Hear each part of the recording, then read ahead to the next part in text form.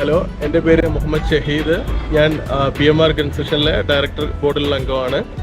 നമ്മുടെ മിക്ക വർക്കുകളിലും സ്നോബിലാണ് ചെയ്യുന്നത്. നമ്മുടെ CCTV ആയാലും ഓട്ടോമേഷൻസ് അതുപോലെ നെറ്റ്വർക്കിംഗ് ആയാലും അത് സ്നോബിലാണ് കൂടുതൽ ഇത്ര വർഷമായിട്ട് ചെയ്യുന്നത്. ഏകദേശം നമ്മളൊരു 5 വർഷത്തിൻ്റെ മുകളിലായി നമ്മൾ തമ്മിലുള്ള ബന്ധം.